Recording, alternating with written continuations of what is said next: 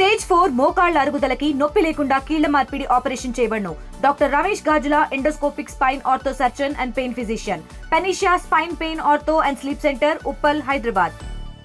Sir, రాష్ట్రంలో బీసీలకు సంబంధించిన ఇష్యూ అనేది జరుగుతుంది. ప్రభుత్వానికి సంబంధించి ఇప్పటికే జీవో విడుదల చేసింది. మీరు దాన్ని పూర్తి స్థాయిలో స్వాగతించారు. ఆ ఇష్యూకి సంబంధించి రామచంద్రరావు బీసీ వ్యతిరేకి అంటూ కూడా కాంగ్రెస్ నేతలు ఆరోపణలు చేస్తున్నారు. బీఆర్ఎస్ నేతలు కూడా మీ మీద ఆరోపణలు చేస్తున్నారు. మీ పార్టీలో కొంతమంది కూడా రామచంద్రరావు అధ్యక్షుడు అయ్యాక బీసీల కోసం చేసింది ఒక ఉద్యమం కూడా లేదు, ఆయనకు సంబంధించి కూడా జీవో పూర్తిగా చదవకుండానే దానికి సంపూర్ణ మద్దతు ఇచ్చారనలో మైనార్టీలు ఉన్నారనేది కూడా ఒక చర్చ. ఓవరాల్గా బిల్లు మీద ఏం చెప్తారు అసలు మీరు ఈ జీవోకి సంబంధించి? బీజేపీ, భారతీయ జనతా పార్టీ మా ఒక పార్లమెంట్, మా ఒక ఎంపీ, మా పిఎంఏ మాకు బీసీ పిఎం. మా ఒక పార్లమెంట్లో ఉన్న సభ్యుల్లో కూడా ఎక్కువ మంది బీసీలు ఉన్నారు. ఓబీసీ కమిషన్కు రాజ్యాంగ హోదా కలిగించింది కూడా బీజేపీ. మాకు 27 బీసీ క్యాండిడేట్స్ ఉన్నారు క్యాబినెట్లో, మెంబర్స్, మినిస్టర్స్ ఉన్నారు. దీంట్లో బీజేపీ వ్యతిరేకంగా నా విషయంలో వస్తే నాకు వ్యతిరేకంగా అవసరమే లేదు. ఎందుకంటే నేను వాళ్ళనే ఎక్కువ ఎంకరేజ్ చేస్తాను. నా దగ్గర ఉన్నటువంటి కార్యకర్తలు కానీ నాకు ఉన్నట్టు వాళ్ళకే నేను ఎక్కువ ఎంకరేజ్మెంట్ చేస్తాను. పార్టీ కూడా వాళ్ళనే ఎంకరేజ్ చేస్తుంది. ఈరోజు భారతీయ జనతా పార్టీ ఈరోజు ఎవరిని కూడా మేము వ్యతిరేకించేది కాదు. అన్ని కులాలని, అన్ని ఒక మతాలని మేము ఈక్వల్గా చూస్తాం. మా పార్టీలో అటువంటి ఆలోచన మేము సపోర్ట్ చేసినాం. మన దీనికి ఏది 42%కు బేషరతుగా సపోర్ట్ చేసినాం. వాళ్లకు పెట్టిన రెండు బిల్లులకు మేము సపోర్ట్ చేసినాం. సవర్ణ సపోర్ట్ చేసినాం, దాన్ని 40% రిజర్వేషన్ సపోర్ట్ చేసినాం. దానిలో వ్యతిరేకత ఎట్లా వస్తుంది? ఈ సపోర్ట్తో ఏం రిజల్ట్ రాలే కదా. గవర్నర్ దగ్గర పెండింగ్లో ఉన్నాయి. మీదే 8 మంది ఎంపీలు గవర్నర్ దగ్గరికి వెళ్ళో, లేకుంటే 7 ఎమ్మెల్యేలు గవర్నర్ దగ్గరికి వెళ్ళో దాన్ని ఆమోద ముద్ర వేస్తే 42% అమలు అయితే నిజంగా బీసీల ఆశ నెరవేరుతుంది. అలా కుదరదు అనుకున్నా కూడా 9th షెడ్యూల్లో చేర్చమని చెప్పి పదే అడుగుతోంది. 8 మంది ఎంపీలు ఉన్నారు. నిజంగానే బీసీలకు న్యాయం చేయాలనేటువంటి ఉద్దేశం బీజేపీకున్న, వ్యక్తిగతంగా మీకున్నా, మీరు ఎందుకు ఒత్తిడి తీసుకురాలేకపోతున్నారు జాతీయ నాయకులు? కామారెడ్డి డిక్లరేషన్ అయింది కదా. అవును, మమ్మల్ని అడిగి పెట్టినా కామారెడ్డి డిక్లరేషన్ బిల్లు పెట్టారు కదా. కామారెడ్డి డిక్లరేషన్ ఎట్లా వాళ్ళు అనాలోచిత పెట్టారా? అంటే you are trying to fool the people. ఏ ఆలోచనతో ఆ రోజు కామారెడ్డి డిక్లరేషన్ చేశారు? మీరు ముందు అది చెప్పండి. మీకు తెలియదా అప్పుడు లీగల్ పొజిషన్? మీకు తెలియదా అప్పుడు చట్టం ఇట్లుందని? ఈరోజు మమ్మల్ని అంటున్నారు మీరు. ఎట్లా ఇచ్చారు మీరు అది? మీరు ఆ రోజు ఆల్ పార్టీ మీటింగ్ పెట్టారా? ఆల్ పార్టీ మీటింగ్ పెట్టి ఏమైనా సపోర్ట్ అడిగారా? ఏదో ఇష్టం వచ్చి చేసి మీ పొలిటికల్ బెనిఫిట్ కోసం చేస్తే ఎట్లయితుంది? ఏం అవసరం లేదు. ఇప్పుడు అది బెనిఫిట్ అనేది బీసీలో కూడా అవుతుంది కదా. అవుతుంది, కావాలని అంటున్నాం. అందుకే మేమే అన్నాం కదా. గవర్నర్ దగ్గర అవసరం లేదండి. మీ ఫస్ట్ చెప్తున్నాం, మీరు సవరణ చేయండి, జియో తీసుకురండి. వాళ్ళు సవరణ చేశారు, జియో తీసుకొచ్చారు. ఇక నోటిఫికేషన్ ఇచ్చారు. ఎవరోడు కోర్టుకు వీళ్ళే పంపించారు కోర్టుకు అనుమానం. కానీ కోర్టుకు పోయినా కూడా ఇప్పుడు గవర్నర్ ఆమోద ముద్ర వేస్తే ముందుపడే అవకాశం ఉంటుంది కదా. గవర్నర్కు ప్రెసిడెంట్కు సంబంధం లేదండి. ఇది ప్రభుత్వ స్టేట్ గవర్నమెంట్ నిర్ణయము.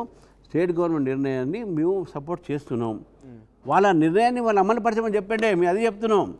ఎక్కడ కూడా మమ్మల్ని ఎందుకు ఇన్వాల్వ్ చేస్తారు? మీరు ఫెయిల్ అయితే మమ్మల్ని మీద ఎందుకు అంటారు? మమ్మల్ని అడిగి మీరు పెట్టిరా? మేము చేస్తున్నాం. మేము చెప్పినాం కదా బీసీలకు ఏమేమి లాభం చేసాం అనేది. పిఎంఏ బీసీ ఇచ్చినాం మేము. మా ఒక క్యాబినెట్ మినిస్టర్సే బీసీలు ఉన్నారు. మీరేం చేశారు? మీ దగ్గర ఇద్దరు కూడా లేరు కదా బీసీలు.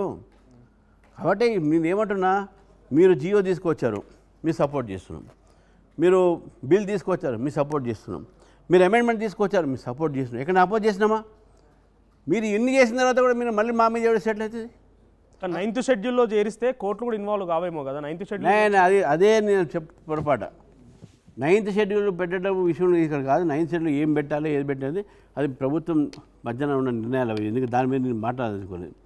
కానీ కొన్ని కేంద్రంలో మీ ప్రభుత్వంగా అడుగుతున్నాం అంత మిమ్మల్ని. ప్రభుత్వం, నా ప్రభుత్వం ఉన్నప్పుడు కూడా, మా ప్రభుత్వం ఉన్నప్పుడు కూడా ఇక్కడ స్టేట్ గవర్నమెంట్ తీసుకున్నటువంటి పాలసీ అది. రామచంద్ర గారు, మీరు పొలిటీషియన్గా కాకుండా ఒక సీనియర్ అడ్వకేట్గా చెప్పండి, నిజంగా ఈ 42% తీసుకొచ్చినటువంటి బిల్లు ఆమోదం పొందుతుందా? రేపు హైకోర్టులో ఎలాంటి తీర్పు? హైకోర్టుని కామెంట్ చేయను. హైకోర్టుని కామెంట్ చేయదు. ఇది అమలయ్యే అవకాశం తప్పకుండా నిలుస్తుంది. 42% రిజర్వేషన్స్ ఫర్ బీసీస్ ప్రభుత్వానికి చిత్తశుద్ధి ఉంటే అది నిలుస్తుంది. అంటే గతంలో సుప్రీంకోర్టు జడ్జిమెంట్ కూడా ఉంది. ఏది చెన్నైకి సంబంధించి 50% రిజర్వేషన్స్ దాటితే దాన్ని అమలు చేయలేదు. సో ఇక్కడ ఎలా అమలు అవుతుంది? ఇది వీళ్ళు పంచాయతీరాజ్ యాక్ట్ని 285 దీన్ని సమానం చేశారు కదా. ఒక 285 ఏదో ఉన్నది, అది దాన్ని సవరణ చేశారు. సో కాబట్టి అది లేదు, ఇప్పుడు యాక్ట్లో అది లేదు కాబట్టి వీళ్ళు దానికి తీసుకోవచ్చు వాళ్ళు.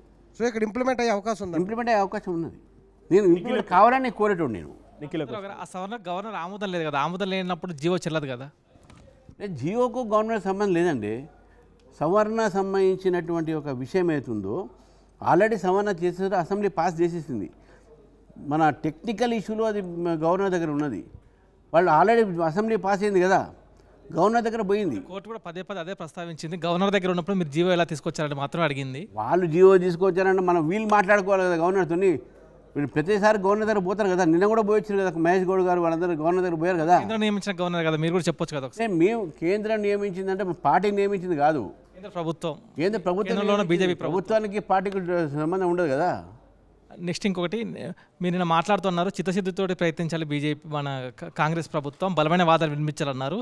ఒక సీనియర్ హైకోర్టు లాయర్గా చెప్పండి, బలమైన వాదాలు అంటే ఏ అంశాలు వాదిస్తే మన బీసీలకు అనుకూలంగా జడ్జిమెంట్ వచ్చే ఛాన్స్ ఉంది?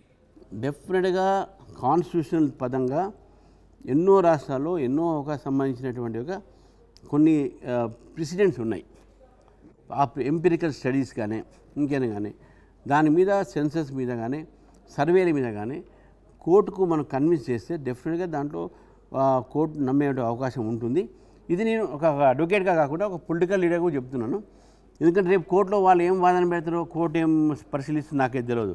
కోర్టుకు పోయిన గ్రౌండ్స్ కూడా నేను చూడలే, ఆ పిటిషన్ నేను చూడలే. అది ఓన్లీ ఆర్గ్యుమెంట్ నేను పేపర్లో వచ్చిన దాన్ని బట్టి నేను చెప్తా ఉన్నాను మీకు. కాకపోతే ఏంటంటే ఏ ఒక్క సరే ప్రభుత్వం కూడా ఏదైనా డిసిషన్ తీసుకుంటే ప్రభుత్వము కోర్టులో నిలవాలి అనే ఒక దృష్టితో తీసుకుంటుంది. ఈరోజు భారతీయ జనతా పార్టీ కేంద్రంలో కూడా అనేక నిర్ణయాలు తీసుకుంది. ఆ నిర్ణయాలను కూడా కొన్ని కోర్టులో నిలిస్తే కొన్ని ఉండేది. దానికి లీగల్ ఎక్స్పర్ట్ సపోర్ట్ తీసుకుంటుంది, లీగల్ అడ్వైజ్ ఉంటుంది. నేను వీళ్ళని అదే అడిగాను, మీ లీగల్ అడ్వైజ్లో 42% మీరు పెట్టినప్పుడు మీ లీగల్ అడ్వైజర్స్ మీకు ఏమి ఇచ్చారు లీగల్ అడ్వైజ్? మీరు అది చెప్పండి ముందు. మీ ఫస్ట్ నేను చెప్తున్నాం, ఆ రోజు ఫస్ట్ టైం బిల్ పాస్ చేసినప్పుడు నేను చెప్పాను మీది నడవదంటే మీరు సవరణ చేయని చెప్పాను. అప్పుడు వాళ్ళు సవరణ చేశారు.